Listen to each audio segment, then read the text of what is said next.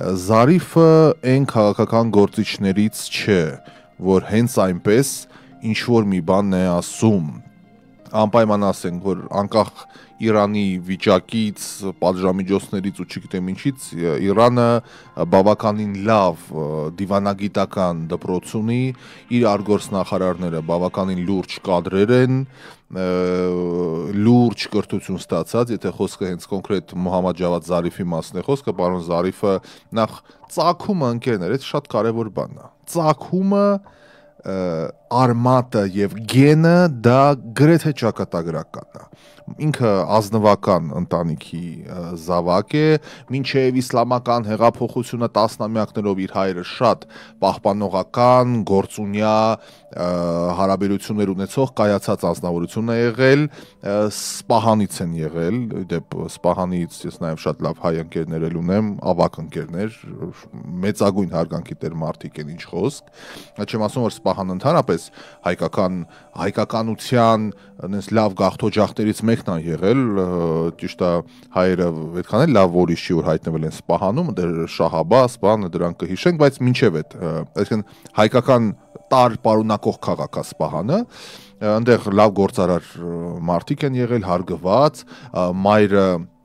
եւս բավականին լավ, եթե չեմ սխալվում, մշակութային ընտանիքից է եղել, բայց ուզում եմ ասել ֆինանսապես բան բավականին կայացած գործարար կապերով, ինքը այո Թեհրանում է ծնվել, բայց ընկերներ 17 տարեկանում մարդը Միացյալ Նահանգներ է գնացել, Սան Ֆրանցիսկոյի համալսարանն է ընդունվել, սովորել, ավարտել, այնուհետև վերապատրաստվել է, ոնց որ ասում են PhD-ն արել է Colorado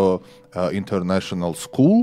Կոլորադոյի միջազգային դպրոց, հետո դիվանագիտական այլ վերապատրաստումներ է անցել, այսինքն լուրջ կրթություն է մարդը ստացել եւ հիմա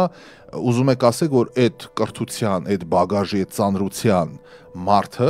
ինչ որ մի հատ լրագրողիկի հետ զրույցի ընթացքում կարող էր Հայաստանի Հանրապետության թեկուզ եւ բայց նախկին նախագահի անձնական նամակը բացահայտել հենց այնպես, ես չեմ հավատում։ Եթե կան մարդիկ, ովքեր հավատում են, որ կարար այդպիսի բան լիներ,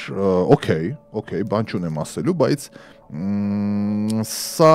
պիտի հասկանանք ինչու եղավ։ Բովանդակությունը 44 օրյա պատերազմից մոտ 6 ամիս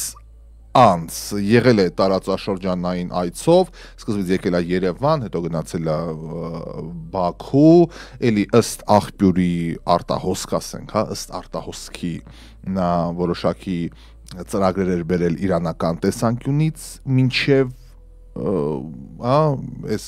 հայտնի իրադարձությունների կատարումը եւ այդ ընթացքում է, որ Արմեն Սարգսյանը նամակ է տվել, ասել է կտայինս կտաս Ալիևին։ Այսպիսով ուրեմն Զարիֆը հավելում է, մեջբերում է, ըստ աղբյուրի, նախագահի պատգամը Բաքվում փոխանցել նախագահ Ալիևին նամակ, ընդգծելով, որ խաղաղության պետք է հասնել այն ժամանակ, երբ ուղղակի հզոր ես։ Իլհամ Ալիևն էլ տրամաբանական է համարել այդ խոսքերը եւ ասել, որ Ադրբեջանը այդպես էլ վարվելու է։ Ինչ է գրած նամակի մեջ, շատ կարճ բովանդակությունը, մեջբերում եմ։ 28 տարի առաջ մենք հզոր էինք, իսկ Ադրբեջանը թույլ։ Մենք տիրացանք Ղարաբաղին, ձեզ ադրբեջանցիներին նվաստացրեցինք ու ձեզ հետ չբանակցեցինք։ 28 տարի ձեզ ստորացրեցինք ու այս օրը ընկանք։ Եվ վերջին տողը, դուք մեր սխալը չկրկնեք։ Մեջբերման ավարտ, ըստ աղբյուրի, ըստ արտահոսքի, ասել է Մոհամմադ Ջավադ Զարիֆը, Զարիֆի նամակը, որ փոխանցել է Ալիևին Հայաստանի անժանաչման նախագահը։ Ես այսօր օրվա երկրորդ կեսին երբ իմացա եւ կարդացի մի քանի աղբյուրներով նայեցի եւ այլն, սա ինձ համար sense cultural մշակութային ինչ որ առումով շոկ էր այն պարզ տրամաբանությամբ, որ բառամթերքն է ինձ համար հետաքրքիր։ Եթե օրինակ վերցնենք, որ սա ճիշտ է, ինչ է նշանակում, նայեք, մենք տիրացանք Ղարաբաղին, նվաստացրեցինք ձեզ, չբանակցեցինք, կներեք, բա ինչ էինք մենք անում, եթե չէինք բանակցում։ Բանակցում էինք, ուրիշ բան, լավ էինք բանակցում, թե վատ, այդ ուրիշ հարց է։ Ես միջազգային դիվանագիտության ինչ-որ մասնագետ չեմ, բայց ժողովրդին մատուցած ամենայն դեպս բառամթերքը բոլորովին այլ էր։ Ազատագրել, պատմական հայրենիքից մասունքներ, սենց ինչ-որ սենց պաթետիկ եւ անպագորգոր բառամթերք ենք մենք որպես կանոն օգտագործում, այլ ինչ փաստորեն բարձրագույն ատյաններում բոլորովին այլ բառամթերք է օգտագործվում, հա, զավթել օրինակ, որը իհարկե ինքը նեգատիվ է, զավթելը ոչ մի պարագայում չի կարող, որովհետև եթե նժարի վրա դնում ես զավթել եւ ազատագրել բառերը, այդ միանշանակ պարզ է դառնում, որ զավթելը դա օկուպացիանն է, որը նախ միջազգային տեսանկյունից համարվում է հանցագործություն եւ ընդհուպ հղի է պատժամիջոցներով, իսկ ազատագրումը շատ հաճախ կարող է հիմնավորվել պատմական, օրինական, ժողովրդական, դեմոգրաֆիական, տեոկրատիկ, կրոնական եւ այլ սկզբունքներով։ Եթե մի բան ուղղակի ամփոփվում է զավթելու եւ օկուպացիայի մեջ, դա ոչ մի լավ բան չի կարող հանգեցնել։ Եվ ես որպես հայ մարդ, վերջ-վերջո 90-ականների սերունդ, հա, ես շատ ցավում եմ, որ մենք անցանք այս ամբողջ պատմության միջով, պատմության հետ աշխատելով, պատմական որոշ էքսկուրսներ կատարելով, ես հասկանում եի, որ մեր բոլոր սերունդները այս կամ այն ձևաչափով առնչվել են այս խնդրին։ Եթե մենք հիմա ասենք ծանր ենք տանում Ղարաբաղի կորուստը, փախստականներ բան, նույն տրամաբանության մեջ մեր ավակ հայրերը, ավակ մայրերը նույն ձևի ծանր էին տանում, ասենք Նախիջևանի կորուստը կամ Կարսի կորուստը, Արևմտյան Հայաստանի կորուստը։ Դրանից մի սերունդ առաջ ծանր էին տանում Մուշի, Վանի, էլի որոշ Սուրմալուի գավառի կորուստները, էլի մի 15-20-50 տարի առաջվա սերունդը, մեկ սերունդ ավակ ծանր էր տանում Կիլիկիայի կորուստը։ Ու այսպես շանակ, այսինքն ամեն հիմա ես չեմ կարող այսպես դարերով գնալ իդ, բայց որ մենք իրապես նայենք, ամեն սերունդ եղել է այդ ցավի եւ տառապանքի կրողը, բայց մենք որպես այս դարում հիմա ապրող մարդ մենք չենք մտածում, որ մեր հետ կարող է տեղի ունենալ սա։ Ու հիշում եք, ես մեր թողարկումներից մեկի ժամանակ ընթերցեցի մեզնից հետո մնալու են միայն հուշարձանները, ինչ ասեմ, վիպակը ասեմ, հա, եթե կարելի է տենց ասել, եւ դա ապացուցվում է։ Ուզում եմ ես որպես հեղինակ այդ էսեի, ասենց ասեմ, սխալ դուրս գամ, բայց ես վստահ եմ, որ տենց է լինելու։ Այդպես եմ ասում, որովհետեւ հայկականությունը ամեն շրջանում կա, ամեն անկյունում հայկական բարձրավանդակի, բայց չկա հայը, ով որ պետք է շենացնի, ով որ պետք է ծաղկացնի, նույնն էլ է դա։ Այսինքն մենք տեսեք առանց ամաչելու, մենք ունենք, ասենք, շատ հայտնի երգեր, տարբեր համերգների ժամանակ երգում ենք, օրինակ նույն Կիլիկիայի մասին։ Ես որ ընդվզում եմ այդ երգերի դեմ ու ես հրապարակային դուրս եմ գալի, ասենք Արամ Խաչատրյան համերգասրահում երկրորդ շարքում նստած էի, երգեցին Կիլիկիա, ես վեր կացա եւ դուրս եկա դահլիճից, ուղղակի ես էլ չեմ կարող դա տանեմ, բացարձակ, որովհետեւ ես որպես հայ մարդ ես ուզում եմ ոչ թե մենք անդադար երգենք կորուստի մասին ու այդ երգերը լինեն ոչ թե սխալների ուղղում, այլ ուղղակի ոգևորություն, ասենք ոնց կարա ժողովրդական արտիստուհին, գիտեք ում մասն է խոսքը, որպես երգի առումով շատ լուրջ վաստակ ունեցող մեկը, ասի շողա հավերժ դու մեր հայոց գոհար։ Ոնց կարաս դու բեմից տենց բան ասես, երբ որ թուրքը պղծել է ամեն մի քառակուսի սանտիմետրը պատմական Կիլիկիայի, ոնց կարա ժողովրդական արտիստը, արտիստուհին, կոնցերտ մեյստերը, դիրիժորը, ջութակահարը եւ ցանկացած իրեն քիչ թե շատ պարկեշտ եւ կիրթ մարդ համարող անձնավորությունը ազգային ակադեմիական թատրոնի բեմից երգի տենց բաներ ու միևնույն ժամանակ գնա Անտալիա հանգստանալու։ Այսօր իդեպ մեկնարկում է Թուրքիայի Անտալիա քաղաքում դիվանագիտական ֆորումը, դա պատմական Կիլիկիան է, եթե մարդիկ կան որ չգիտեն։ Հա իդեպ Արարատ Միրզոյանը քիչ առաջ հանդիպեց այնտեղ իր գործընկերների հետ, վաղը Հական Ֆիդանի հետ հանդիպումը նախատեսվում, քիչ առաջ պարոն Ռուբեն Ռուբինյանը, ներողություն, Ռուբեն Ռուբինյանը Սարդար Քլաչի հետ հանդիպեց Անտալիայում, նա պատմական Կիլիկիա է։ Այդ շատ կարևոր դիտարկում է, դրա համար ես չեմ կարողանում տանել այդ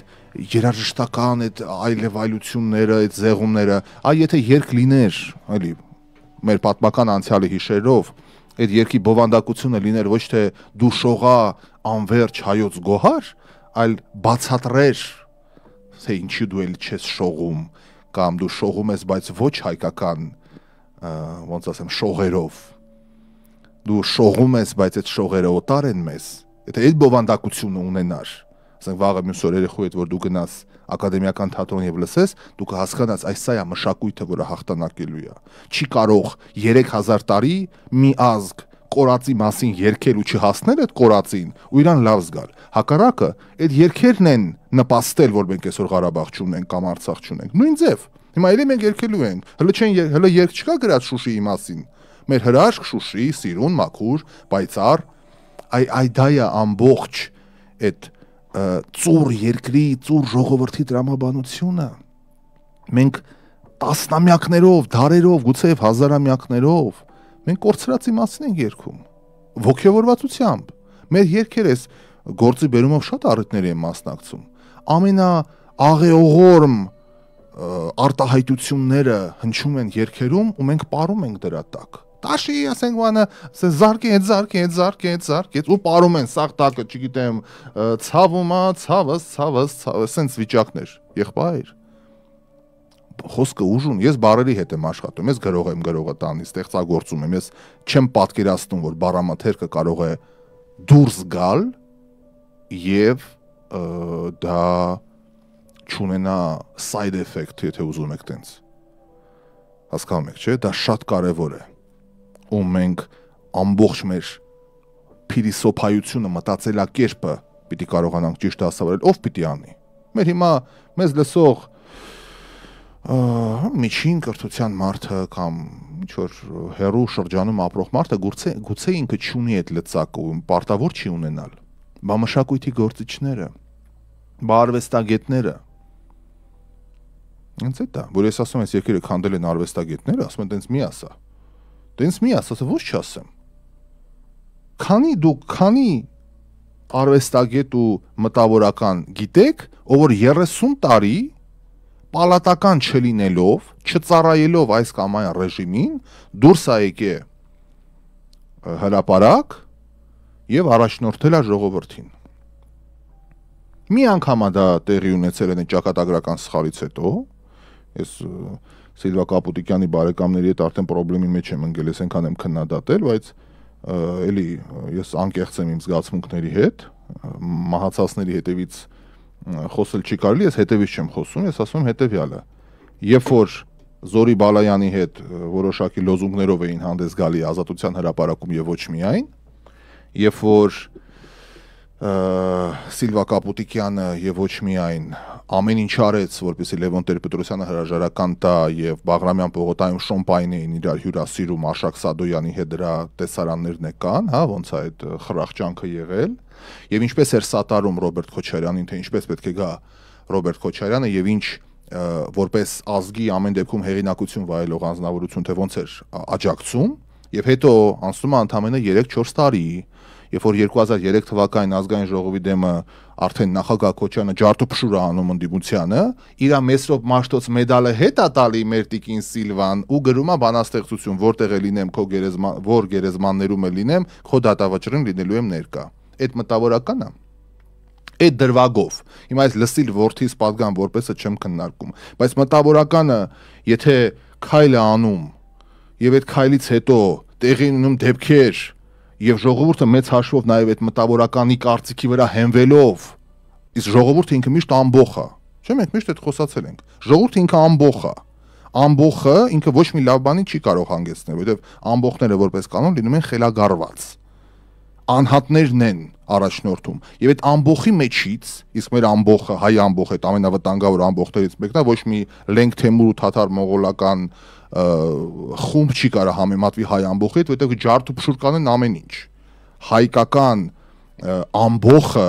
երբ որ համբերության բաժակը լցվում, այդ մեր էպոսն է, դա ես չեմ հորինում։ Մեր էպոսն է, այսինքն հայ ժողովուրդը եթե ամբոխացավ եւ ոտի ելավ, ոչինչ իրան ուղղակի չի կարող կանգնացնի, մեր ժողովուրդը այդ հազարամյակներով կոփված է, այդ վախեցողը չի էլի, ինքը պետությունն էլ իրա կկորցնի, բայց սաղին փուրը կտա։ Այդ մազոխիզմ կա մեր մեջ, էլի, մենք մեզ վնասելով կարանք նաև տարածաշրջանը վնասենք, բա այդ ամբողացման մեջ, երբ որ լիդերը հայտնվում եւ ամբողացումը կասեցվում է ու մարդիկ հավատում են լիդերին, ու հետո այդ լիդերը բարձվում է փորձանքա բերե։ Մարդ ո՞նց հավատա էլ մտավորականին այս բարագայում։ Կամ վերջին շրջանում ձեզ հայտնի գործիչները, որ ասենք ինչ-որ մեկի ռեստորանների, առիթներին են մասնակցում, լավ են անում, այդ շատ գովելի է, թող մասնակցեն բան, բայց իրանց կարևոր խոսքը, իրանց գնահատականը չեն տալի։ Իրանք ինչ հեղինակություն են ակնկալում վայելել ժողովրդի մեջ։ Ընդհանրապես ամեն ազգ բնականաբար ունի իր ժողովրդականը, ազգագրականը, ռազմահայրենասիրականը եւ այլն, բայց ես իրոք չեմ կարող այս պատմական փուլում ես չեմ կարող դա հանդուրժեմ։ Երբ որ հնչում է երգ, որը կտրված է իրականությունից, մանավանդ պետության ու պետականության մասին, ես հասկանում եմ, դա ոչ մի լավ բանի չի հանգեցնելու, բացարձակ։ Ու իմ ոչ գիտակից կյանքը, ես վերջին ամիսներ արդեն տարին նորից Հայաստանում եմ, ես ճիշտ է, այսա շուտով էլ գալիս եմ, կյանքը տենց է դասավորվի, գնում եմ գալիս եմ, բայց այն ինչ ես անում եմ մեր հասարակության հետ, գործնական առումով, ընկերական առումով, բարոյահոգեբանական առումով, հենց դրա միտումը ունի։ Մենք շատ լուրջ էվոլյուցիա պիտի ապրենք որպես հասարակություն, շատ լուրջ։ Ու ինչ եմ նկատել, քանի որ հաճախ մասնակցում ինչ-որ master class-ների, տրեյնինգների եւ այլն, մենք հաղորդակցության շատ լուրջ խնդիր ունենք, շատ լուրջ։ Իսկ խնդիրները լուծելու համար առաջինը հաղորդակցությունն է, արգելք ասած իրար հետ խոսելու կուլտուրան։ Եթե մենք չենք կարողանում իրար հետ հաղորդակցվել, մենք չենք կարող խնդիրներին տալ հստակ գնահատական եւ լուծել, որովհետեւ մենք կներեք անասունից տարբերվում ենք նրանով, որ մենք խոսել գիտենք։ Այսինքն ասենք գայլերը կամ ինչ-որ այլ կենդանիներ, իրանք չեն կարող իրար հետ ինչ-որ sense խոսան, պայմանավորվեն, ինչ-որ ստրատեգիա անեն, ինչ էլ անեն, բնազդային ձևաչափով են անելու։ Իսկ մարդը տենց չի, հիմա տես մենք բոլորս ասում ենք, մենք ունենք խնդիր, Հայաստանը ունի խնդիր։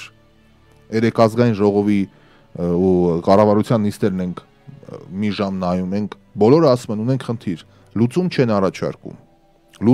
առաջարկում։ Փաստերը, օքեյ, կրթության խնդիրը կա, այո կա։ Ոնց անենք, հիմա ես որպես լրագրող կարամ դրա մասին բարձրաձայն եմ ասում, այ տեսեք խնդիր կա, վերջին տվյալները ցույց են տալի, որ, չգիտեմ, 50% եսի ինչ անկում է եղել օրինակ, օքեյ, ես դա փաստ որպես արձանագրում եմ, բայց երբ որ ազգային ժողովում, կառավարության նիստերի դահլիճում հավաքում են մարդիկ, ովքեր այդ հարցերի լուծում տվողներն են, ու դրանք են փաստում, որ այսպես է։ Ես այդտեղ չեմ ասի թևաթափվում եմ, բայց ինչ-որ հիասթափություն եմ ապրում, իհարկե հիասթափություն եմ ապրում, ու բավականին լուրջ, որովհետև իմ պատկերացումները մի փոքր այլ են, ընդհանրապես պետության մասին, ու երեկվա ռադիոլսողը ճիշտ ասեց, էլի ասում է, այս ինչ լուզերի հոգեբանություն է։ Այս շատ կարևոր դիտարկում է։ Կոմենտները կարդամ, հետո գամ առաջ, բարևներ Ջրվեժից, Քնարիկ Բաբայանն է ասում, բարև ձեզ, շատ ճիշտ եք, Հայաստանի գործոնը մեզնից է գալիս, դե ամեն երկրի ժողովուրդ է պատասխան տալի իր համար, մեզնից է գալիս որն է, ցանկացած երկիր, երբ որ վատ վիճակի մեջ է, իհարկե ժողովուրդն է մեղավոր, որովհետև ժողովուրդն է ընտրում առաջնորդ, ժողովուրդն է ընտրում իր լիդեր, ժողովուրդն է հանդուրժում այս կամ այն բանը, այսինքն ամեն ինչի հիմքում ընկած է ժողովուրդը, հասարակ բան, այսօրվա օրինակ եմ բերում ձեզ, շատ պարզ, մի հատ օրինակ, Երևան, Աջափնյակ վարչական շրջան, Ֆուչիկ փողոցը, ովքեր գիտեն, շատ նեղ փողոց է, տեղով անցնում ենք, հաճախ ենք անցնում, լավ սենց ասեմ, եւ այդ փողոցի երկու կողմերում դրված է կանգառը արգելող նշան, դքի վրա, ովքեր Երևանում են ապրում կամ Երևանը գիտեն, հիմա լոսի ապրող մարդը չի պատկերացնի, բայց ասենք ստոպ բաներ է դրած, ստոպ սայն է դրած ու որ բարձրամես վերև չի կարելի կանգնել ընդհանրապես, այն որ լոսում ոնց ասում է anytime, ցանկացած պահ չես կարող, Հիմա մեզ մոտ դրած է երկու կողմներ, որովհետև բավական դիք է, ինքը նեղ փողոց է, ավտոբուսներ են գնում այդ փողոցով։ 24 ժամ անցնես, 24 ժամ այդ նշանների տակ կանգնած են մեքենաներ։ Կանգնած են մեքենաներ, որ չենք տեսել, չենք էլ ուզում, մեզ չի հետաքրքրում ինչ նշաններ են դա տեղադրած։ Okay։ Հիմա ես որպես մեդիայի մարդ, ես ահազանգում եմ։ Ես եթերում դրա մասին խոսում եմ, նկարում եմ, մի քիչ մի այսքան խիղճը ստանջեց այդ վարորդներին, համարները փակեցի, համարները չտվեցի եթեր եւ բան։ Որոշ մարդկանց կողմից դա դիտարկվում է գործ տալ։ Հիմա ես բացատրում եմ ձեզ, այսենց ենք մենք հանդեմ մեր տունը։ Գործ տալը ո՞րը, գործ տալը ասենք շարանելն է մարդու վրա։ Այսինքն որ դու զրպարտում ես ինչ-որ մեկին կամ ինչ-որ ինքը լավ բան է անում իր տեսանկյունից եւ դու չար նենք եւ սրիկա անձնավորություն դու զանգում ես ինչ-որ ատյաններ եւ կանխում ես այդ մարդու առաջընթացը։ Այ դա գործ տալը, որը սովետի ժամանակ տարածված էր, ստուկա չէին ասում այդ մարկանց, սպեկուլյանտ ու էլի լիքը տենց ինչ-որ ածական անուններ, թեպետ մեջները շատ կարգին մարդիկ կային։ Հիմա ես ասում եմ, եղբայր, ես հայ մարդ եմ, ում պետությունը բռնաբարված է, ես ապրել եմ ու ապրում եմ ու սովորել եմ մի երկրում, որ ես տեսել եմ երկիրը որն է, ես որպես հայ մարդ, ես վատ եմ զգում, որ իմ երկիրը այս վիճակի մեջ է, ես չեմ համակերպվում դրա հետ եւ ես պայքարում եմ, որ այս երկրում հնարավորինս օրենքի նկատմամբ հարգանք լինի։ Դա ոնց կարող է դիտարկվի բացասական բան։ Ոնց կարա դա դիտարկվի բացասական բան։ Ես ասում եմ, Ժորժ ջան, եթե նշանը դրել եք, ոստիկան, կանչում ոստիկան ապրած կենա, զանգել են, շատ sense կուլտուրական, եւ ու շատ հեշտ է, էլի, որ ասում ես բարև ձեզ, ես ինչ մարդ եմ, ես ինչ հեռուստատեսության տնօրենն եմ, մենք ես ինչ բանն ենք նկարում, վազելով գալիս են, վազելով, մի անգամից իհարկե հարգանք ու պատիվ, շնորհակալություն, արագ արձագանքի, բայց տեսեք, դրած է նշանը դրած է, ահա, տեսեք, չի կարելի, չի արգելել, չի կարելի։ Դիմացը դրած է նշանը, չի կարելի արգելել, չի կարելի, օքեյ։ Հիմա տեսեք, քանի մեքենա է կանգնած։ 5, 6, 7 հաշվում ենք, 8, 9, 10, օքեյ։ Այնտեղ քանի հատ է կանգնած։ Բա ասում եմ, այն ձեր քաղաքապետարանի 54 ամառի ավտոբուսը, որ գալիս է։ Դիմացի բարձացողը, որ sense մտնի այդ ավտոբուսի մեջ, երեք շտապօգնության բուժ քլոչը տվիք սպանիկ։ Ուզում եք էլի մարդ ընկնի մերտի, դուք ասեն, Ռաֆայելը վատ մարդ էր։ Ես գուցե եւ կյանք եմ փրկե։ Այո, ճիշտ եք, SSS։ Ուրիշ բան, տեսեք, այս առաջի խնդիրն է, նշանը դրած է, նշանի վրա թքած ունի տվյալ տարածաշրջանի բնակչության ճնշող մեծամասնություն։ Դա level number 1։ Second level։ Ինչի է այդտեղ արգելող նշան դրած։ Այդ արդեն խախշին, մախշին, ճանշին, այդ միշան շին ու շինարար ու շուն ու շանգալ կա, դրանք պիտի որոշեն։ Երրորդ level-ը։ Կներեք, բայց այդ փոքր փողոցի վրա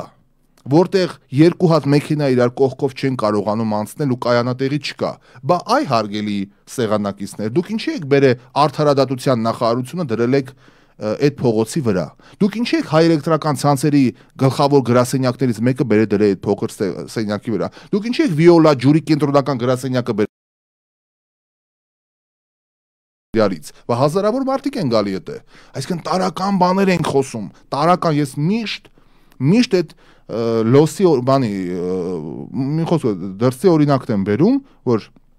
մինչև մի բան չանես 1000 անգամ սիտին գալիս է, որտեղ են կանգնելու, քանի պարկինգ ունես, քանի fire exit ունես, քանի, չգիտեմ, հաշմանդամության թեքա հարթակ ունես, fire exit-ները ասեցի, էքստրա եսի ինչ օթի ֆիլտրացիայի համար եսի ինչ ասես։ Մեզ մոտ 3 հատ պետական մեծ հիմնարկ 1000 աշխատողով բերել են դրել են մի հատ փոքր փողոցի վրա, ստոպ սայներն դրել են կողը, կամ մի դրեք, չկա, կանգնել եմ լավ եմ արել։ Ոչ թե դրածա ու հիմա ով է այս պատմության մեջ ավելի մեղավոր։ Ես, որ կյանքիս ու առողջությանս հաշվին փորձում եմ այս երկրում մի դրական մի բան անեմ իմ լեվելի սա։ Հիմա ես չեմ կարող գնամ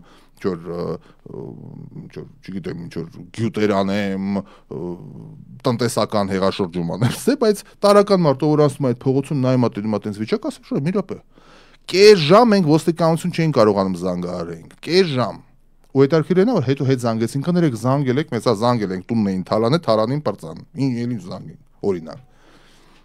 Մի խոսքով, ես միշտ այդ սրա մասին ասել եմ, փառք Աստծո, ես ամեն ինչ ունեմ այս կյանքում։ Այս շատ գոհ եմ իմ կյանքից։ Բացի մի բան, ես չունեմ նորմալ երկիր, որտեղ ինձ կզգամ նորմալը հարաբերական հասկացողությամբ, բայց նորմալ ուղակի, որ ասեմ, այս իմ տունն է, այս իմ երկիրն է։ Որ ես չամաչեմ իմ երկրի համար, ես ամեն քայլին ամաչում եմ, այդ նիվեքը, այդ լադաների այդ երաժշտությունը, ամեն անգամ հենց կռվի մեջ եմ մի օր ընկնելու։ Մի օր կռվի մեջ եմ ընկնելու, կամ որ ասում կամ ես եմ տալու սպանեմ կամ ինձ։ Գնում այլանդակ մի հատ վայ, այս sense երկով հենց մեկը ասում է, ես գոռում եմ Ղարաբաղը մերն է, Ղարաբաղը մերն է, Արցախ, ազատ Արցախ։ Այդտենց ենք մենք կորցրել, որովհետև չի կարող այդ արժե համակարգով, այդ բարքերով, այդ ձևերով, բան այսօր մեկը թզբեխն է հանելա ֆրսնում է դուսս sense Տերյանի վրա։ Ու հանկարծ ինքը ունենա երկիր, ինքը ունենա հարուստ, ինչ որ պետականություն չի կարող, հնարավոր բան չի կարող, ընդհանրապես այս արժե համակարգի հիմա կասես մի րոպե, Ռաֆայել, մի րոպե, եղբայր, մի վարքյան։ Ախր դու նկատում ես այդ մեկին, բայց չէ որ իր կողքը հարյուրավոր խելոք գլուխները կախ մարդիկ էին գնում։ Համաձայն եմ։ Հիմա մենք դիտարկում ենք օրինակ, չգիտեմ, օրվա ընթացքում մի 10 հատ ենք տենց ավտո տեսնում, բայց 100,000-ավոր նորմալ մարդկանց ենք տեսնում, բայց խնդիրն այն է, որ այդ արժե համակարգը ազդում է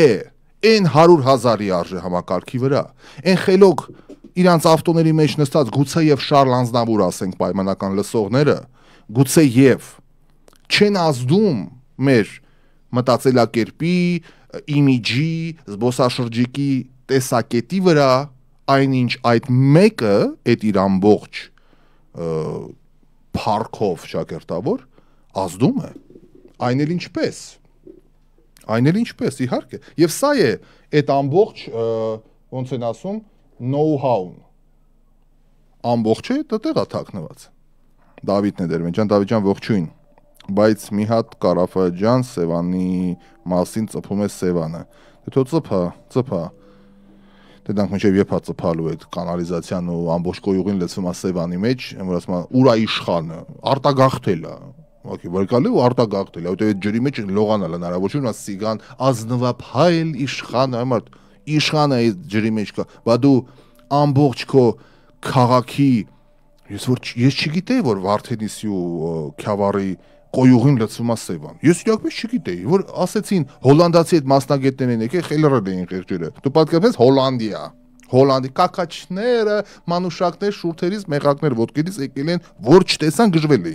գժվել էին։ Այդ Ամստերդամի ժողովուրդը գժվել էր։ Ասում մի րոպե, այդ ո՞րթին է 13-ն էր, 14-ն էր։ Գնացել ենք նկարահանմանը դեռ Երևան ստուդիաներ են ժամանակ։ Ասա մի րոպե, դուք Սևանի մակարդակը որոշել եք բարձրացնեք, հետո եք որոշե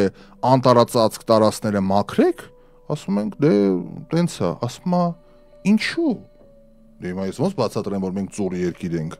Այսինքն պետական ծրագրով մենք որոշել ենք Սևանի մակարդակը բարձրացնել, լավ բան են արել, ծափեր, բայց մենք ափամերձ տարածքի անտարածած տարածքը չենք հեռացնում։ Այդ Ամստերդամի ժողովուրդը նվիրեց մեզ ջրային էսկավատոր, ջրային էսկավատոր մի էսե բրբրթիչ, ջրային բրբրթիչ են մեզ, նստում ջրի մեջ բրբրթիչ։ Այդ խելքը գլխին մարդու բանա, եկել ենք այն Կարինե Դանիելյանը խեղճը մեռավ խեղճկնիկը նախքին էկոլոգիայի բնապահպանության նախարարն էր Տիկին Դանիելյանը, շատ կարգին կին, ասում ես չեմ հասկանում, ասում թակել եմ զավակս բոլոր դռները, ասում եմ եկեք մակարդակը որ բարձրացնում ենք ծառերը արմատախիլ անենք, որ ջուրը լցվի 10 անգամ ավելի բարդ է լինելու, ծառերը ջրի մեջից արմատախիլ անել նեխելու է, ճահճանալու է, Սևանը ծաղկելու է եւ եկավ, անցավ 10 տարի, 13 թվից հետո 10 տարի անցավ 22-23 թվին ծաղկում է Սևանը, ահա։ Ինչն է պատճառը, որովհետև ժամանակին ճիշտ չէ, եթե ոչ ասեն ռուսը արեց, թուրքը արեց, Ալիևենք արեցին, մենք արեցինք։ Ամեն ինչը չի կարելի բարդել թշնամիների վրա, տենց ապրելը հեշտ է ուղղակի։ Լոնդոնից բարևներ, Գայանե Ստեփանյանն է ասում, 1000 բարև Լոնդոնից, Լոնդոնը պետք է միշտ, Լոնդոնը, այն տիպը, որ Լոնդոնում է, որտեղ էլ, այո, Ես իդեպ մեր ռադիոլսողներին ասեմ, որ մենք զանգ ունենք եւ ռադիոլսողի հետ եմ զրուցում, շատ հետաքրքիր բաներ էր ասում եթերից դուրս։ Մի խոսքով, եթե ամփոփենք, հարգելիս, կարգ ու կանոնի մեր թեման, ձեր կարծիքով լավ կլինի, օրինակ, մեր ռազմի դաշտում, հա, այդ կռվի մեջով անցած տղեկին իրապես ինչ որ առումով ներքաշեն կարգ ու կանոնի պահպանման եւ բարոյականության քարոզի մեջ, հա, ճիշտ եմ հասկանում։ Բայց չի մար, բա իրանք իրանք կյանքը տվել են ինչի մար, որովհետև բաշի բոզուկները զարգանան իրանք լավը, թե իրանք ուզում են իրանք երկիրը ծաղկի։ Դե հենց այդ ամբողջ խնդիրը։ Խփում եք մնացածը կորում են։ Հավատացեք, ես գնալ գալու մեր երկիր, հələ մի հատ ուշադիր եղեք էլի, որ անք այրոպորտում սահմանոց չմստեք, բռնեք դրանց ռեգիստրացիայի դեպի։ Օրինակ, էլի, դուք այրոպորտում կտենաք իրանք ով են ոնց են, ու մեկ էլ նակ տրապից ոնց են դուրս գալի, խաց հավի նման, խելով, ընես միամիտ,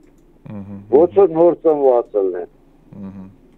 Հասկացա։ Տարբերությունը, ախր էդի դուխի տեղեր չի, էլի, որ ասես դուխով տղա են, ես իմ Չէ, բայց իմաստը որն է, ինչ անել, շակալի բոլուկի նման են, էլի, շակալի բոլուկ։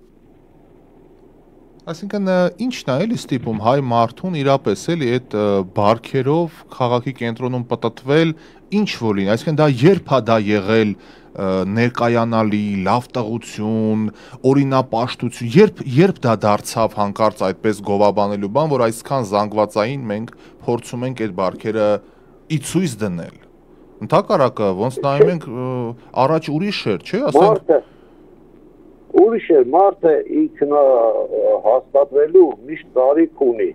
եթե գլուխ չունի, խելք չունի, ինքը որտեղ կարա ինքնա հաստատվի, մենակ այդպես փողոցում։ Լավ,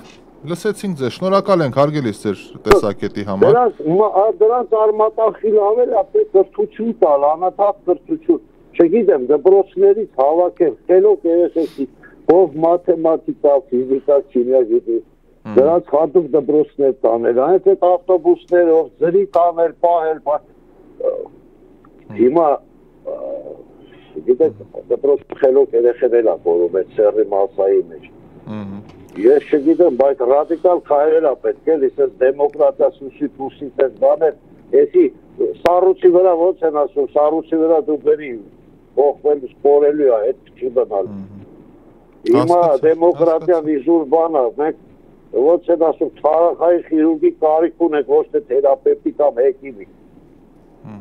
Հասկացա ձեզ, լավ, շնորհակալ եմ զանգի համար, լավ եղեք, լավ օր ձեզ էլ։ 7474773444 ուղիղ եթեր Լոս Անջելես 107.5 HD3 եւ յոգա ուղիղի համար ուրբաթ օրերով մենք ամփոփում ենք շաբաթը, հենվում ենք շաբաթվա ընթացքում տեղի ունեցած որոշակի իրադարձությունների վրա, մեկնաբանում ենք եւ իհարկե լսում եմ նաեւ ձեր մեկնաբանությունները, ովքեր լսում են FM-ով, կարող եք զանգել, ովքեր Facebook-ով են լսում, այստեղ կոմենտներ ունեմ, ընթերցում եմ, որոնք որ ակնկալում են պատասխան կամ Արյուց մեր, ասում բրբրթիչ ու ծիծաղի սմայլիկ, մեր ջան, նախ ողջույն, լավ ընկերն եմ, մհերը, այո, բրբրթիչ, բառացիորեն, բուլդոզերը, տրակտորը, հայերեն բրբրթիչը եւ այնքան նկատողություն ճակերտավոր, ես դա իհարկե նկատողություն չեմ որակում, բայց այնքան նկատողություններ ճակերտավոր, որ ստացել եմ եթերի ընթացքում, միշտ այդ հարցն է տալի, էլի որ գալիս են կեղծ հայրենասիրության, այդ բոլոր նկատողություն անողները, այդ տարբեր համայնքների, այստեղ բան կա, միություններ, արմիություններ կան, այստեղ ձրիակերների կոլխոզա, հավաքվում են սենց կյանքի մայրամուտին մարդիկ, այս գրողների միության կողմն էլ կա բան, ու նստում են ալիքները շուռ տալով մարդկանց գրում են ով ինչ բառ ասեց եթերում։ Ով ինչ բառ ասեց ու զանգում են, ձեզ ես ինչ խմբակի, ես ինչ ատյանի, ես իմ ինչ ողբերգության, մատյան ողբերգության, բանն է, քահանայապետ, ես ինչյան նա անհանգստացնում, այն օրը եթերում սենց բառ եք ասել, լավ եմ արել ես, լավ եմ արել ու անջատում եմ, լավ եմ արել։ Կարակ մի հատ զանգեք բարձրաստիճան պատգամավորի, մի հատ ազգային ժողով, մի հատ վարչապետ, մի հատ նախագահ, մի հատ նախկին, մի հատ ներկա, մի հատ ապառիկ, մեկն ու մեկին մի հատ հլը զանգեք ու փորձեք ասեք, այս ինչ ես ասել, մի հատ կասեն ինչ են ասել, դու եք ասես, այ ճիշտ եք ասել, միանգամից։ Բավական է, մի հատ գիրք թարգմանեք մասնագիտական, մասնագիտական գիրք թարգմանենք, որ գնանք դասախոսություն կարդանք պետ համալսարանում, մարդիկ 30, 40, 50 տարվա ռուսերեն գրքերով, սովետական միության գրքերով դաս չանցնեն։ Սովետական կրթությունը շատ լավն էր, հասկացանք, 50 տարի անց է, բանա փոխվել, իրավիճակ է փոխվել, բանա փոխվել։ 68 թվականի դիմացնոտային վիրաբուժությունը, որպես ամեն դեպքում բժիշկ մասնագիտությամբ առաջին, 68 թվականի տատենցյան գրքով էին կանցնում դիմացնոտային վիրաբուժության դասը։ Հետո լավ իմ բախտը բերեց, ես լավ ռուսերեն գիտեմ, Մագիտ Մուխին գիրքը առա, Մագիտ ու Մուխին ազգանուններն է։ Հետո Բարովսկին առանք հրաշալի թերապիայի բաներ, թեպետ այնտեղ վիրաբուժության մասը կար, հետո որ արդեն անգլերենս լավ բավականին նենց քիչ թե շատ գոնե սովորելու համար նորմայի հասավ դեռ Հայաստանում մինչև գնալս Բիմ, Բաում, Կիմ 3 հեղինակ էր, մեկը Բիմ, մեկը Բաում, մյուսը Կիմ։ Կիմ Կարդաշյան չէ, Կիմ այդ ազգանուններն են, դրանց գիրքը վերցրեցի ու դիպլոմային աշխատանքս այդ գրքի իման վրա եմ գրել։ Բա մյուսները որ չգիտեն։ Մյուսները չգիտեն, մարդը դալարիկից է։ Երիտասարդ մարդը սովետի մարդ չի, դպրոցում ռուսերենը օտար լեզու էր, ոնց կարացել է սովորել է, ինքը հայ մարդ է, Հայաստանում ծնված, մեծացած, ինքը ինչու պետք է ռուսերենով գրականություն մասնագիտական լինի։ Բա ընդվզիչներ, նկատողություն անողներ մի հատ գիրք թարգմանեք, ասեք տեսեք 3 ամիս չընդվզեցինք, այս ինչ գիրքը թարգմանեցինք, չեք անելու, ինչի հետո փող չկա մեջը, փող չկա։ Մեր երկիրը քանդել են մտավորականները։ Ոչ մի չինովնիկ, ոչ մի բան տենց չի վնասել, ինչքան բան։ Հիշիր, դու ես ինչն ես, հիշիր, դու ինչ, այնա հիշում է, էլի։ Հիշում է։ Հետո որ իրատեսություն են քարոզում, ասում են մարդկանց թևերը կտրում ես։ Եղբայր, ես եմ կտրում թևերը։ Ես ճիշտ ասած ոչ մի բան չեմ կտրում, բայց ես փորձում իրատեսություն քարոզել։ Իրատեսություն Հայաստանը տեխնոկրատիկ կառավարման կարիք ունի։ Հայաստանը անհատների, լիդերների կարիք ունի։ Տեխնոկրատ, մասնագիտացված, ոչ թե Փչան Թոդորոսների, ով որ Facebook-ում մի հատ բանա գրում, «Վայ ինչ հայրենասեր մարդ է, ինքնից լավ վարչապետ կլինի»։ Այսպես ոնց այս հասարակության հետ։ Ես իհարկե ինձ հաշվետու եմ։ Այսինքն ցանկացած մարդ, ով որ քիչ թե շատ ուսումնասիրել է social science, այսինքն սոցիալական գիտություն, քիչ թե շատ, ինքը գիտի կանոն համար 1 դու պիտի հաշվի նստես այն հասարակության level-ի հետ, որում ապրում ես։ Եթե այդ կանոնը չկա, մնացածը քանդվում է ամբողջությամբ։ Բայց մինչև դա զանգ, տեսնենք ով է միացել, բարև ձեզ։ Հելո, բարև ձեզ։ Բարև ձեզ Ռաֆայել ջան, ինչպե՞ս եք։ Լավ, հարգելիս, դուք ասեք։ Լեխան հետաքրքիրը ես էլ ձեր հետ թվում անընդհատ ներողություն, անընդհատ զանգում եմ, բողոքում եմ։ Չէ, մենք իրատեսություն ենք անում, մենք չենք բողոքում, մենք փաստեր ենք անում։ Համաձայն եմ։ Եկեք մի օր նենց հաղորդում դնենք, որ այդ օրը մենակ ինչ են ասում, positive դրական։ Խոսանք, հա։ Okay, ես հիմա ինձ մոտ նշում եմ, գրում եմ դրական ու մյուս շաբաթ, այսինքն since Monday նշելու եմ դրականները, տեսնեմ ուրբաթ օրը քանի կետ կհավաքեմ, որ պատմեմ։ Տենց հավաքենք երևի, հա, մի օր է դրա մասին խոսանք ցավոք, բայց ճիշտ եք ասում, ես էլ մենք մի քիչ օրենք չսիրող ազգ ենք։ Դրա համար միշտ ամեն կատակի կես ասում են լուրջ, միշտ ասում են օրենք ինչի համար են դրած են դրել են, որպեսզի մենք խախտենք։ Դե հասկանալի է, բայց ամեն երկրում ա տենց որ դրել են որ խախտենք, ամեն տեղ է դա, բայց չափ կա։ Բացառությունը նամանավանդ մեր ազգի համար դա բացառություն չի, մենք խախտում ենք ամեն տեղ։ Ես ինձ էլ եմ հաշվում, ես չեմ ասում ես սուրբ եմ, ես սեյնտ եմ, բայց մենք խախտում ենք ամեն տեղ։ Դե հիմա քանի որ մենք փոքր ազգ ենք, շուտ նկատվում ենք, մենք մեզ տեսնում ենք, չէ՞ վերջապես, մենք ինքներս մեզ տեսնում ենք։ Հիմա իմ դեպքում ես կարամ ասեմ, որպես մենք միշտ ասում ենք մի բողոքեք, give us a solution, լուծումներ առաջարկեք։ Հա, լուծում առաջարկեք։ Որպես ծնող, որպես մայր, ես կարող եմ իմ լուծում առաջարկեմ այս դեպքում, որպեսզի նորմալ երեխեք մեծացնեն, որպեսզի օրենքը հարգենք, որպեսզի չգիտեմ թե օրենքը կայոհարգենք, կարողանանք ինչ-որ չափով ուսում տալ այս երեխեքին ճիշտ տեղ հասցնել, որպեսզի ինչ-որ մի բանի կարողանանք օգուտ լինենք այս երկրում, աշխարհում, մեր հայրենիքին ընդհանուր։ Բարի։ Ես չգիտեմ ուրիշ ծնողները ինչ են մտածում, բայց մեր ներդրումը մենակ այդ կարող է լինել։ Եվ հնարավորինս ինչ-որ մեզանից ինչ-որ կախված։ Տեսեք, դուք այդ գնահատականները տալիս եք, որովհետեւ դուք ինքներդ հասկացել եք, որ դա է solution-ը, ինչպես դուք եք ասում, լուծումը դա է, բայց քանի հոգի են, որ եկել են այդ եզրակացության։ Այ հենց մեր խնդիրը, տեսեք հիմա մենք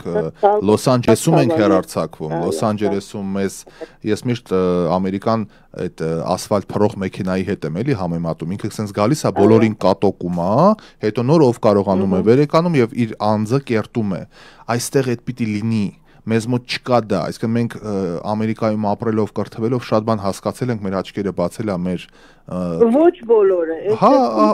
այո, համաձայն եմ, ոչ բոլորը, բայց այստեղ շատ քիչ։ Կարող եմ ասեմ ոչ։ Շատ քիչ։ Ովքեր է մի քիչ որ բան գնացել եկել են։ Ես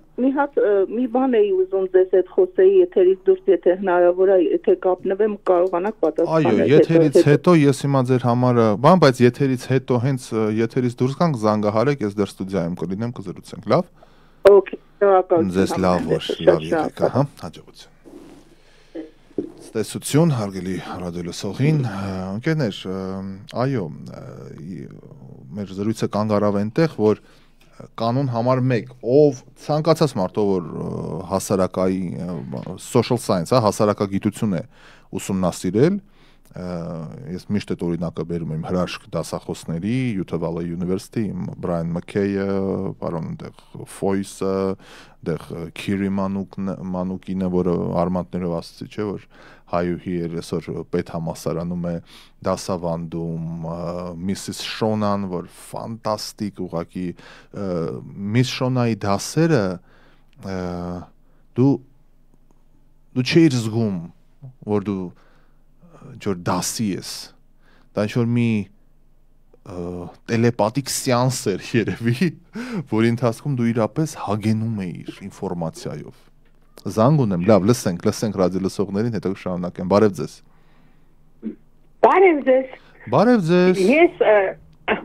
այնքան իմ սրտից եք խոսում, չեք պատկերացնի ինչքան հաճելի է ձեզ լսելը։ Շատ շնորհակալ եմ։ Բայց եկեք անկեղծ լինենք։ Ասեք։ Ձեր ունկնդիրները հիմնականում նրանք են, ովքեր կիսում են ձեր մտահոգությունը, ձեր մտքերը, ձեր հայացքները։ Ցավալիորեն, ձեր նկարագրած թզբեխով, այդ նիվայով երկող այդ մասան ձեզ չի լսում։ Չի լսի։ Ինչ անենք, այ դուք ինչ խորհուրդ կտաք մեզ, որ մենք կարողանանք դրանց էլ հասցնենք այդ բոլորը, ինչ որ դուք ասում եք։ Ես մի անգամ եթերում թվաց թե կատակ եմ անում, բայց իրապես լուծում էի առաջարկում, հիմա ասեմ ձեր կարծիքը հետաքրքիր է ինձ։ Ես ինչ էի առաջարկում։ Շատ դեմոկրատական, շատ ազնիվ, առանց որևէ ֆիզիկական բռնության, Աստված հեռու պահի ընդհանրապես ֆիզիկական բռնությունից, երբ որ մեր պարեկը, ովքեր աշխատում են քաղաքում իբր վերահսկելով կարգ ու կանոնը, տեսնում են մի հատ պարոնի, ով որ ամենաայլանդակ կերպով հասարակական կարգը խախտում է։ Մի անգամ տեսել են, տուգանել են կամ նկատողություն են արել, չի շտկվել, երրորդ անգամ այդ մարդուն տանում են եւ օրինակ իր պատիժը ոնց է, ինքը պիտի մի ամիս, 2 ամիս, 3 ամիս, չգիտեմ, ինչ որ մի X ժամանակահատված անցկացնի պատկերասրահի եսին որ ճեմասրահում։ Պարտադիր ինքը պետք է մատնադարանի այսինչ կուրսի ներկա լինի։ Ասենք 3 ամիս պիտի գնա Մագաղաթ Մատյան զորով։ Իր համար մեծագույն պատիժը դա է։ Կրթական հաստատություն ուղղորդել այդ մարդուն, նա պարտադիր դա պիտի անի։ Ոնց են ավլել են տալիս փողոցներ Լոս Անջելեսում կամ հասարակական պտուժ են դնում մարդկանց վրա, մեզ մոտ էլ մշակույթի օջախ պետք է ուղղորդենք այդ մարդկանց եւ ամեն կերպ օրենքի մանդատի ուժով այդ մարդկանց 5 ամիս, 3 ամիս, 2 ամիս մշակույթի մոտեցնենք ու հասկանա այդ մարդը, որ ինչ մշակույթի, ինչ ազգի ներկայացուցիչ է եւ այդ վարք ու բարքով ինքը ոչ մի լավ տեղ չի գնալու։ Այդ կերպ կշտկվեն։ Թե չէ մենք ինչ ենք անում։ Մենք ասում ենք, օքեյ, տանենք, որ տուգանենք, օքեյ, տուգանում են, չի շտկվում։ ինչ անենք, տանենք մի շաբաթ նստացնենք բանտ, այդ գնում այդ բանտից այդ բարքերը վերցնում, ավելի վատ բաների են հանգեցնում, այսինքն մենք հրահրում ենք վիճակը, ոչ թե շտկում։ Ես դա էի առաջարկում։ Երևի գիտեք, սերունդներ են պետք, որովհետև անցյալ օրը ես լսում էի Լևոն Շիրինյանին, որը եղել էր Ավստրալիայում։ Անգլիական այդ խստությունը, օրինապաշտությունը ինքը տեսել էր, հիացած պատմում էր, անկեղծորեն իհարկե ես էլ էի հիացած։ Բայց երևի թե դրա համար ձեր ասած նախ պետք է լինի այդ կոպիտ ձեռքը, ինչպես դուք եք նկատում, ես համաձայն եմ, որ այդպիսի մարդիկ, որոնք այո վտանգ են ներկայացնում մեր հասարակությանը, ոչ թե միայն խփելով, այլ բարոյական տեսակետից պատժեն, բայց դուք կարծում եք, կներեք իհարկե մի քիչ վենետիկյան հանձնաժողովը կավթարացնի մեր դեմոկրատիան, թե կասի, որ դա մարդու իրավունքների կոպտագույն խախտում է։ Դե իմ ասած լուծման մեջ ինչ խախտում կա, ես դրա համար նշեցի, մարդուն ուղղորդում ենք Դուք պարտադրում եք մարդուն իր կամքին հակառակ։ Չէ, պարտադրելը ո՞րն է, նա օրենք է խախտել, նա խախտել է օրենքը, նա հասարակական կարգ է խախտել եւ մեր երկրում հասարակական կարգը, որպես մշակույթ սփռած ժողովուրդ, այսպես է շտկվում, ոչ թե բանտ ենք տանում մի օրով, 2 օրով, 3 օրով, այլ տանում ենք մատենադարան, պատկերասրահ, թատրոն, օպերա եւ այսպես շարունակ։ Մշակույթի հաստատությունն է իր պատիժը։ Ինքը պիտի գնա պարտադիր, հանձնի այդ իր պարտքը մշակույթի հաստատությանը։ Եկեք առաջարկենք։ Ես ասել եմ սա 3, 4, 5 տարի։ Ես շատ բան եմ առաջարկում, բայց մենակ կառավարության նիստերի ժամանակ երբեմն լսում եմ որոշ մեկնաբանություններ, ու ինձ թվում է, թե լսում են մեր հաղորդումը ու մի քիչ ուշացած որոշ հայտարարություններ են անում, բայց օրենքի ուժ չի ստանում դա։ Ինչևէ, շնորհակալ եմ։ Շնորհակալ եմ։ Հասնենք դրան։ Շատ հաճելի էր։ Լավ օր ձեզ, լավ եղեք, շնորհակալ եմ։ Շնորհակալություն։ Հաճելի է միշտ զրուցել առարկայական, այդ թեմայի շուրջ։ Ունեք հարցեր, խնդրեմ, մենք ազատ հարթակենք, ճիշտ է, այսօր մի կարևոր հանդիպման էի գնացել։ Ասում, միտքս չեմ ավարտում։ Մենք լուծումներ առաջարկելիս պետք է հստակ հասկանանք, մենք ինչ հասարակության մեջ ենք ապրում։ Սա ցանկացած սոցիալական գիտության մասնագետի մարդու կանոն համար 1։ Մենք պիտի հստակ հասկանանք, մենք ինչ հասարակության մեջ ենք ապրում։ Մեր հասարակությունը, ես շատ լավ գիտեմ, ես ինչ հասարակության մեջ եմ ապրում, թեպետ իմ էմոցիոնալությունը ինձ խանգարում է, որովհետև եթե ես գիտական առումով մոտենամ, ես ասում, դու քիչ թե շատ ես սովորած մարդ ես, Ախպեր ջան։ Մենք քեզ հավաքի, դու հասկացի, դու ինչ միջավայրում ես ապրում, որ չեն կարա բոլորը լինեն կամ ճնշող մեծամասնությունը, ինչ որ sense, չէ, բոլորը որտեղից են եկել այդ մարդիկ։ Ինչ կյանք են տեսել այդ մարդիկ, ինչ կրթություն են տեսել այդ մարդիկ, տունը ծեծ ու ջարդ, սովասարավ մանկություն, այլանդակ բաներ են տեսել, հերը մորը տփելա հաստատ, ինչ որ այլանդակ հայհոյանքներ ա տվել տան մեջ։ Դու ոնց կարաս այդ մարդուց պահանջես, որ ինքը ինչ որ sense վեհ գաղափարներով դուրս գա փողոց, հնարավոր չի։ Այդ միջավայրն է, կեցությունն է ծնում գիտակցությունը, դա ֆանտաստիկ բան է, որ ասել են մեծ մարդիկ, թեպետ Էնգելսն ու Մարքսը նենց աշկից լույսը չեն, բայց Մարքսի կապիտալի տեսությունը այդ առումով շատ խելոք բան է ասել, որ կեցությունն է որոշում գիտակցությունը։ Այդ անհատը, ով որ տեսել է այդ ամենաայլանդակ բարքերը, կարող է իհարկե դառնալ մեծ անհատ, անկասկած։ Երբ որ այդ միջավայրից դուրս գա, այսինքն սոցիալ է, այդ սոցիալից ինքը դուրս գա եւ հայտնվի այլ միջավայրում, ինքնավելուծի անցյալը, տեսնի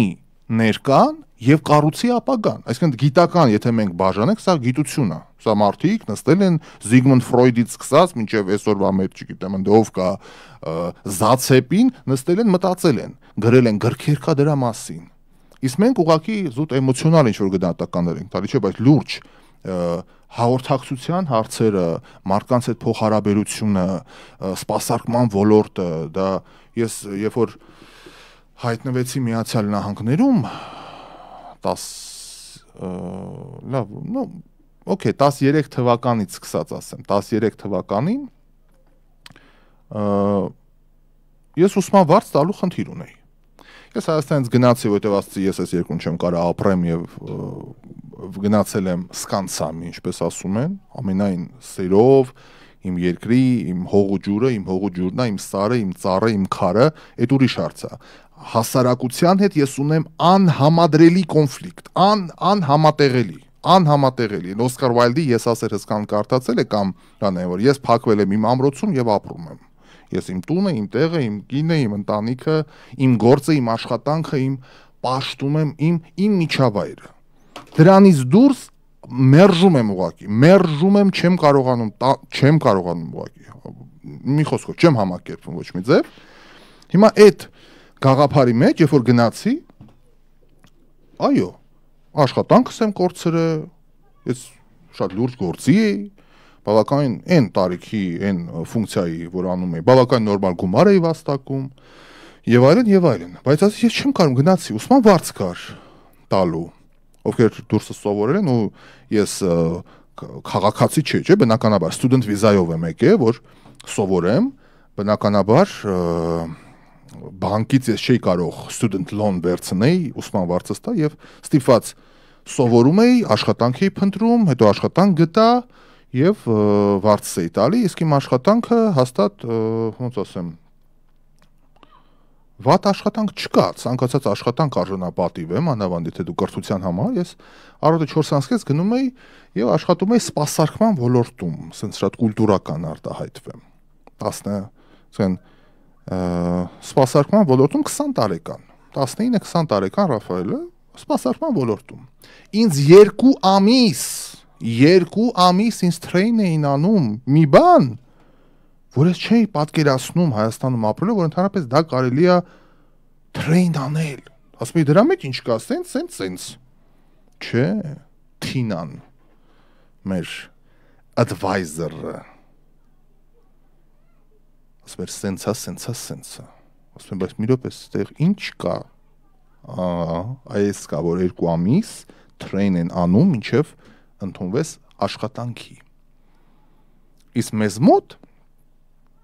ասում ես որտեղ է դիաբետիկների բաժին, ասում է պրծավ հենց նոր։ Սա տրեյն է կոչվում։ Տրեյն։ Երբ որ բաստում են նկարում ես խանութում, սուպերմարկետում, որը հանրային վայր է, ու մենեջերը գալիս է կռիվ, դու հասկանում ես, որ ինչ ես պատմեմ ռադիոյում, ես ինչ խոսամ։ Երբ որ 3 առաջի օրը Ինեկո բանկում Թումանյան փողոցի վրա իրավաբանական անձանց բաժնում, որտեղ բիզնեսի մարդիկ են գնում, թուղթ ես քաշում, տնաս հերթդ եփա ու մոնիտորը կպցրած է միջանցքում, որը սպասասրահի հետ էջ կապ չունի, նստած ենք սպասասրահում։ Տարբեր բիզնեսի տերեր են, նստած ենք սպասասրահում։ Ծլենք ծնգում է։ Ամբողջ բիզնես աշխարհը վազում է միջանց, տենա իրանց համարն է, թե իրանց համարը չէ։ Հիմա ինձ բացատրեք, դա կապ ունի վարչապետը ով է, նախկինը ով է,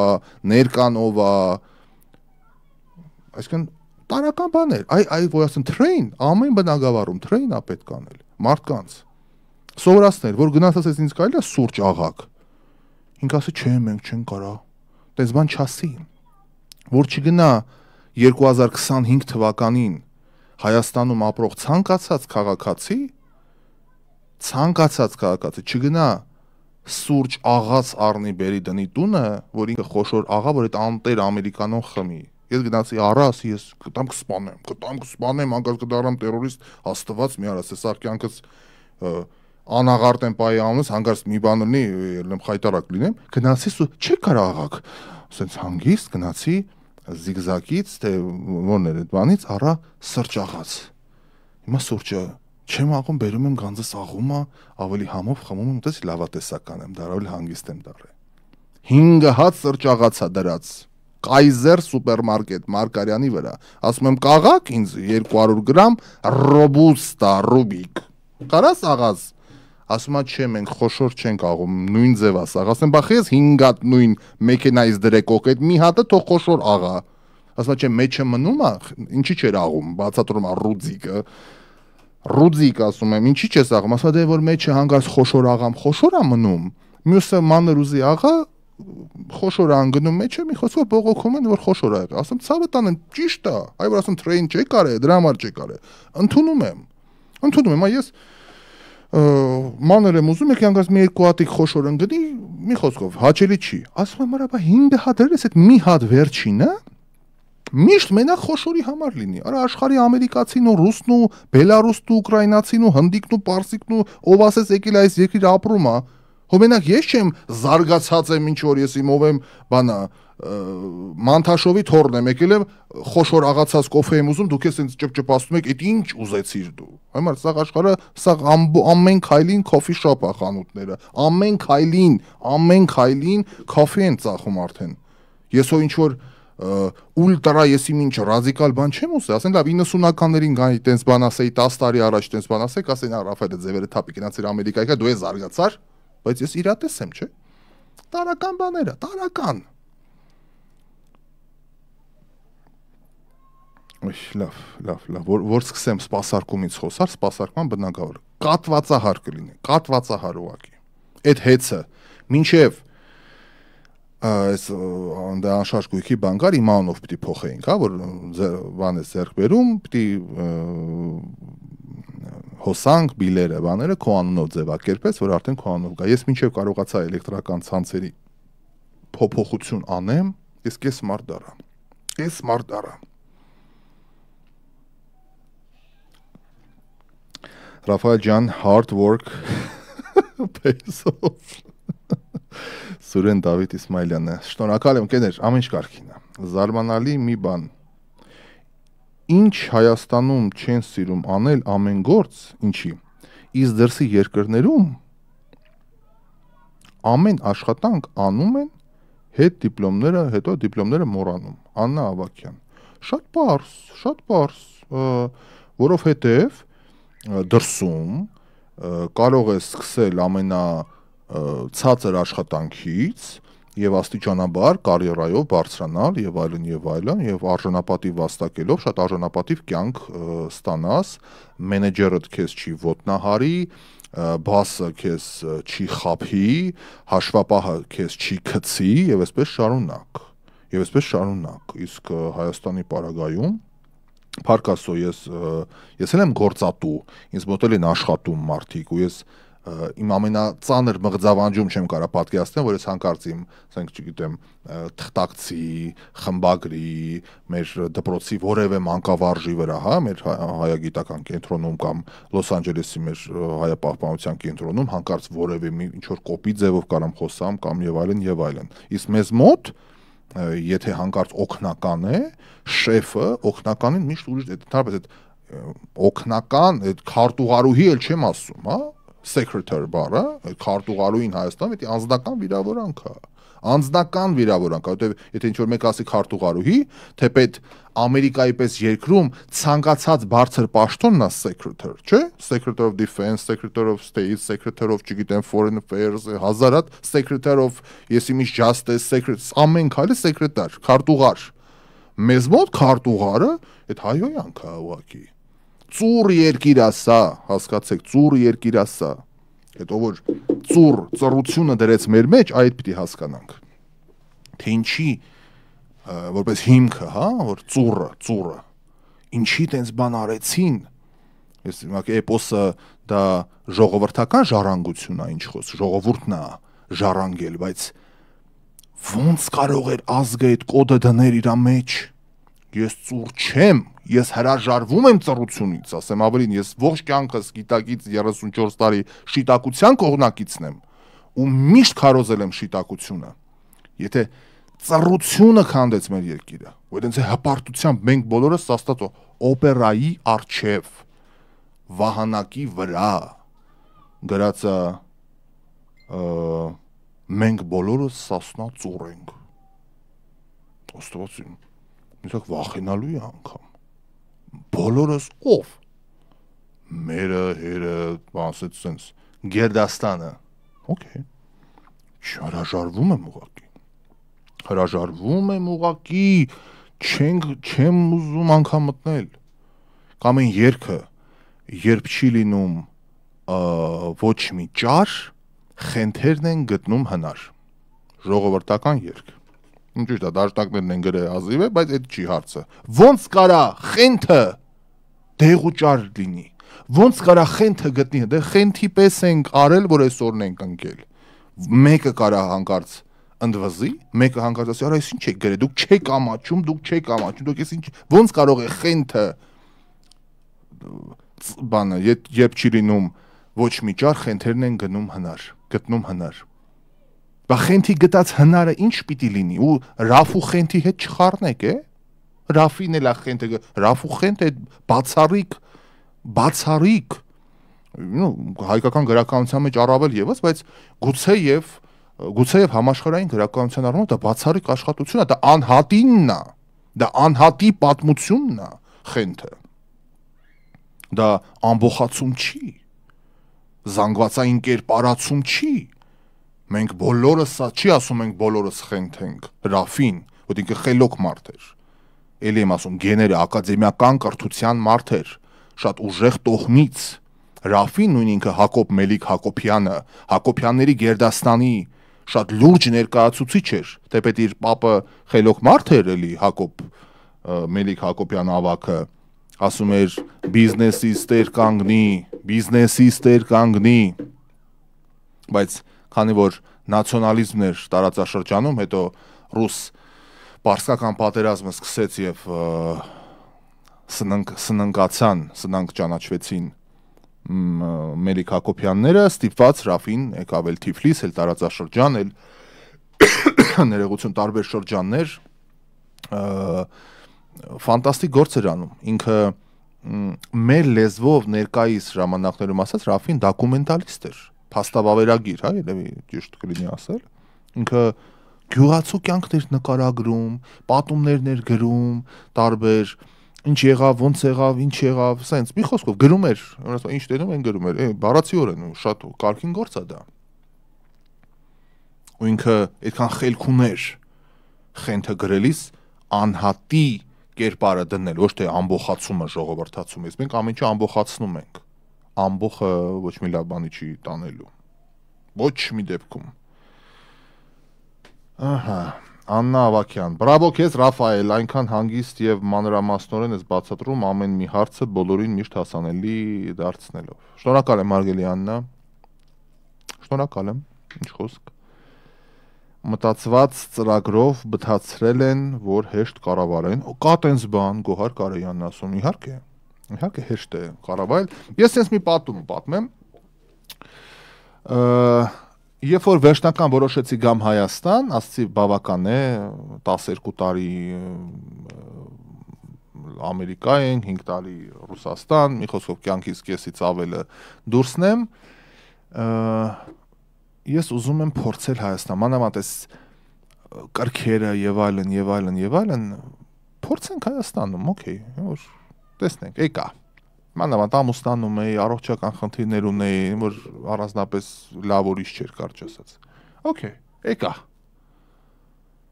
Երբ որ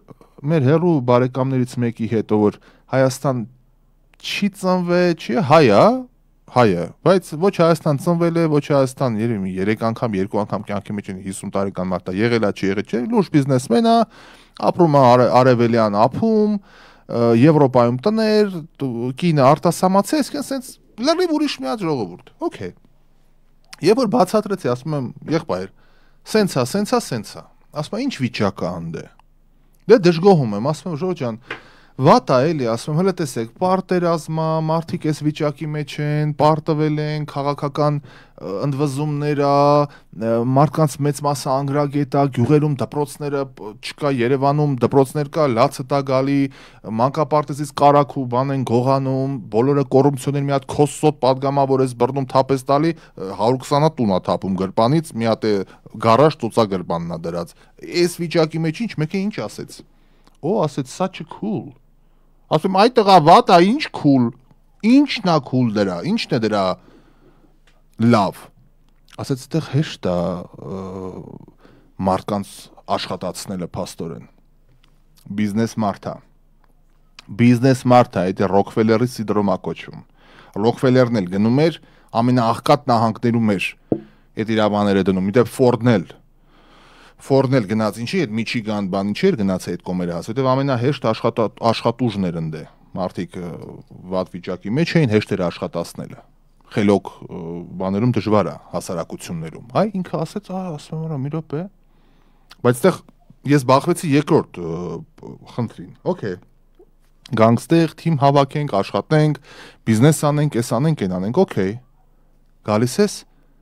այս հասարակությունը մենակ բանվորի համար է պետք։ Բանվորի համար է մենակ պետք։ Մասնագիտացում չկա։ Եղբայր բացատրում եմ էլի զանգում եմ արդեն ստեից։ Ալո։ Չկա, մասնագետ չկա։ Այստեղ արդեն սկսում է հաջորդ խնդիրը։ Մասնագիտացում, տեխնոկրատիա, վերապատրաստում։ Ում հետ։ Ով։ Բացատրում եմ, ասում եմ, մեզ գնացի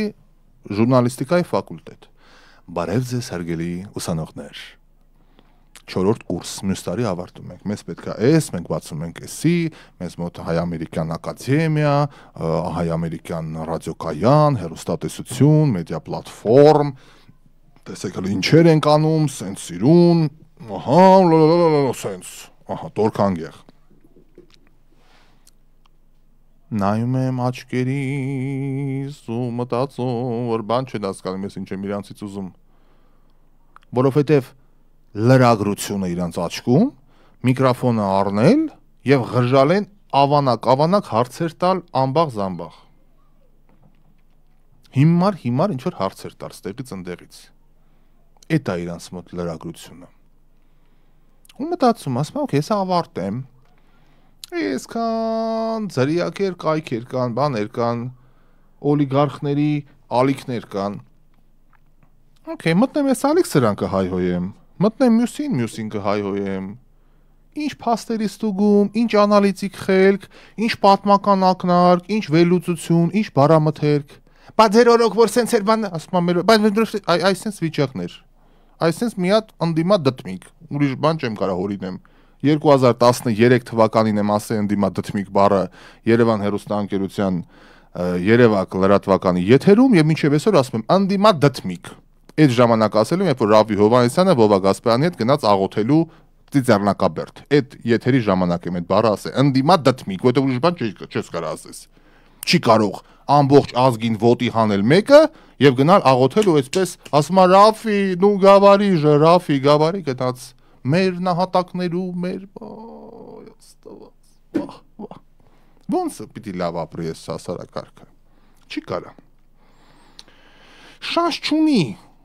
Ես վատատես չէ, շանս չկա։ Լավ են ապրում անհատները, ովքեր կարող են, օրինակ, չգիտեն, որ արտադրամաս բացեն, ասենք, օրինակ, այդ մարդկանց որ տրեյնինգ անեն, որ բան սովորացնեն։ Հիմա մի բան էլ ու ավարտեմ, ստեղ արդեն շատ անձնական տարա այս թեմաները, մի քիչ կյանքից դրվագներ եմ պատմում։ Մասնագիտացումը։ Ով էլ մի բան գիտի, ինքը երբեք չի կիսում այդ գաղափարով։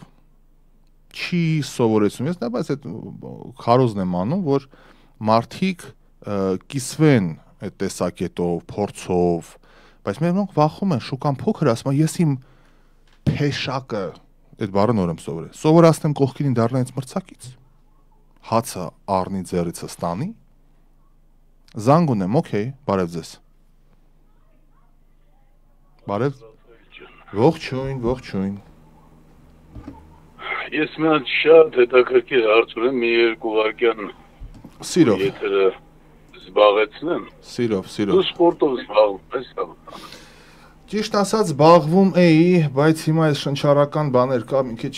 չեմ կարում ոնց որ պետք է։ Ես թենիսով ու մեծ թենիսով ու լողով էի զբաղվում ժամանակին։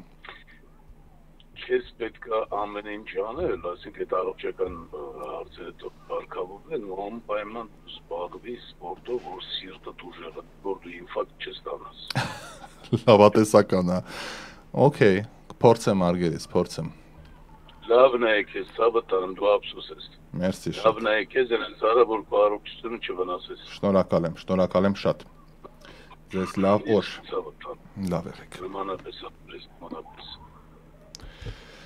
Էս էլ առողջական բաներ, ընկերներ։ Դե լավ, գնացի։ Ես արդեն կես ժամ ավել եմ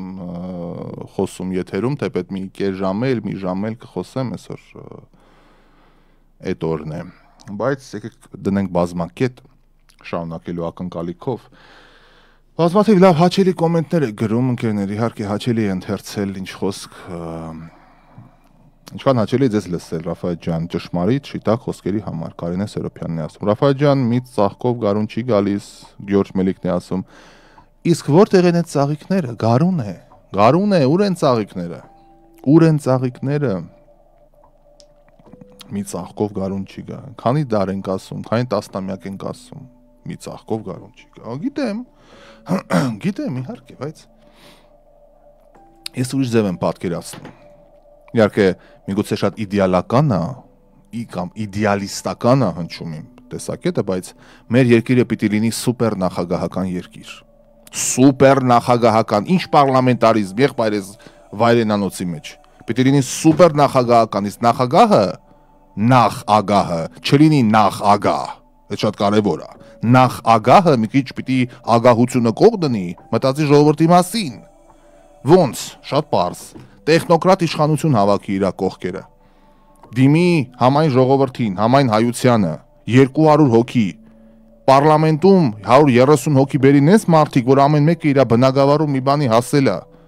Ոչ թե մեկը թքի ուրիշի վրա ասի, վայ, սա հարիր չէ, падգամավորին թողի գնա, մեկը հարփի համապատասխան կետը կորցնի, հրաժարական տա, ասի դա հարիր չէ падգամավորի համար։ Չեք կարող խմեք, մի արեք։ Մի արեք, եղբայր, մի արեք տենց բաներ, ամոթա մի արեք։ Մեկը գնացել է, դպրոցի բանավեճի է մասնակցել, դպրոցը քանդենք, էլիտար շենք սարքենք, պատգամավորական մանդատից են զրկում, մյուսը չգիտեմ ինչ է անում, դա տենց ոնց կլինի։ Ես ամաչում եմ, ասում, ես որպես հայ մարդ, ես ամաչում եմ։ Ինչ անեմ, հիմա մերոնք ասում են, ոնց որ ռադիո լսողն է ասում, մեղքես քեզ խնայի։ Okay, գնամ, վաղը գնամ, հեսա գալիս եմ, մի քանի օրից գալիս եմ, okay։ Երկար եմ գալու մնամ, մի քիչ ներվերից ուզում հանգստացնեմ, չեմ կարող։ Իրոք պիտի բան լինի, գալիս եմ հանգստանամ, գնում եմ իմ Սանտա Բարբարաս, Սանտա Բարբարաս եմ եթում, գնում եմ այդ տախտակամածով քայլեմ, այն անտեր հեծանիվները վերցնեմ ու 101-ով գնամ, հասնեմ մինչև այն Los Padres Verdes-ի այն անտառները, այդ համ կորեմ պրծնեմ։ Ես այդ անտառներում այդ ամեն անտառի թուփը ես անգիր գիտեմ։ Այդ բանի մի խոսքով ոնց է բացատրում են Սալվանգի կոմերով որ գնում ես, այդ եղնիկները պաչիկով բարև են տալի ինձ արդեն, այդտենց սաղ այդ մոտիկ են, բայց այդ չի կարևոր։ Բա որ ես գնամ, մյուսը գնա, այն մեկը գնա, բա ինչ է լինելու։ Ընդհանրապես հայոց պետականությունը որ կա, ես խոստովանել եմ, ես մի քիչ մեծամիտ եմ, բայց հայոց պետականությունը որ կա, գիտեք ինչու կա։ Որովհետև կան մարդիկ, ովքեր չեն թողե թքե ու գնացե։ Երբ որ ամեն ինչը ցեղասպանված, ջարդված, կեղեքված, թալանված ա եղել, գտնվել են մարդիկ, ովքեր ասել են, չէ, ես իմ երկիրն է, ես այս երկրի տերն եմ։ Այս մարդը, այս անգրագետ, այս խուժան, այս այլանդակ, հանցագործ սրիկան, էլի հայ է, ես սրան կհեղափոխեմ, ես սրանից մարդ կսարքեմ։ Պապս մի հատ բառ ունի, ասում է մարդա հոտավրից գալի։ Այ մարդա հոտ կգա սրա վրից։ Այս հոտած անհատը, ես այդ չեմ ասի միսիա է դա ինչ որ առաքելությունը, բայց ես դրան հավատում եմ։ Ես այդ կենտրոնները որ բացել եմ, այդ 140 ասենք ստաֆը քիչ չի։ 14 երկրից մեր ուսանողները, այստեղի էս մեր հայ-ամերիկյան ակադեմիան, էս մեր լրատվականի ժողովուրդը, մեր ռադիոյի ժողովուրդը կամ հրատարակչության հետ աշխատողները, մեր խմբագիրները, ես հավատում եմ, հա։ Զանգ, okay, բարև ձեզ։ Բարև ձեզ, ով է միացել։ Վալենտինայի անունս։ Շատ հաճելի է։ Կանտարներում չգնաք կորեք, ձեր պետները մեզ դեռ շատ են պետք։ Okay, լավ, փորձեմ։ Հաճա։ Ուզում եի ուղղակի անդրադառնալ ավելի վաղ ձեր ասածին։ Ինձ թվում է ամենալավ պատիժը հենց այո, նման մարդկանց մշակութային կենտրոններ ուղղելն է։ Դա իրենց համար երևի շատ ավելի մեծ պատիժ կլինի, քան գնալ բանտում նստել եւ դեր ասած ավելի վայրենացած դուրս գալ։ Այո։ Լուծումներ ուրիշ կա, ասեք։ Ես այս վերջում Տոկիոյում հասկացա ինչքան օրինազանց ենք մենք։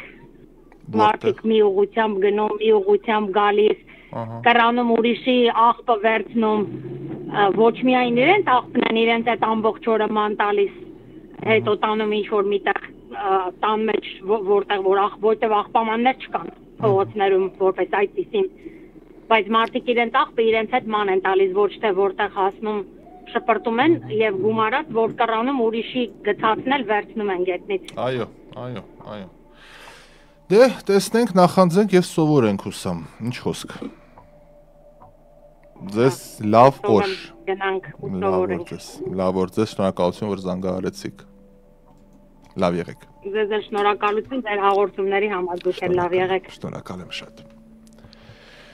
Վերջ բարեկամներ, վերջ։ Իդեպ, որպես ամփոփում շատերն են հարցնում մեր այս հայ ամերիկյան օրագիրը մայր հայրենիքում երբ է լինելու, տեսեք, Կանադայում հանդիպեցինք, Եվրոպայում հանդիպեցինք, Եվրոպայի մի քանի երկրներում, Միացյալ Նահանգներում, Մեքսիկայում, տարբեր տեղեր, հա, երբ է լինելու Հայաստանում, ասում են ձեր հեղինակային երեկոն։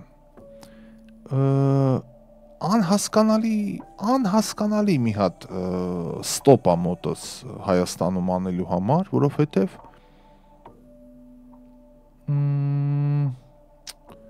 չեմ կարող ասեմ դա վախեր են ինչ-որ, բայց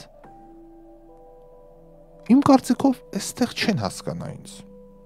Եթե շատ անկեղծ էլի լինեմ, ասենք դժվար չի, ասենք կարող եմ վաղը զանգել ցանկացած թատրոն, մեծ մասի տնօրենները, գեղարվեստական ղեկավարները, ռեժիսորները, եթե չասեմ մոտիկ ընկերներս են, ապա գոնե կասեմ շատ լավ հարաբերությունների մեջ ենք։ Ցանկացած սրա վերցնեմ, չգիտեմ, մի ամիս պատրաստված ամեն ինչ, հա, տասնյակ անգամ ներկայացրել եմ տարբեր երկրներում։ Այստեղ իմ կարծիքով այսպիսի մի հատ մուտք կա մարդկանց մոտ, որ ընդեղից եկել ես մեզ ինչ-որ բան ես ուզում ասած լինես։ Այս բանը ես զգացել եմ։ Դրա համար չեմ անում։ Դուրսը մարդիկ ասում, ճիշտ ասում էլի այստեղ են։ Արա ոչ, արա հա, այս վիճակը կա։ Հայաստանում չի լինում դա, որովհետև չի լինում, որ դու ստեղ ես արդեն։ Եվ դա ինձ խանգարում է շատ, բայց հեսա վերջին շտրիխներն ենք անում։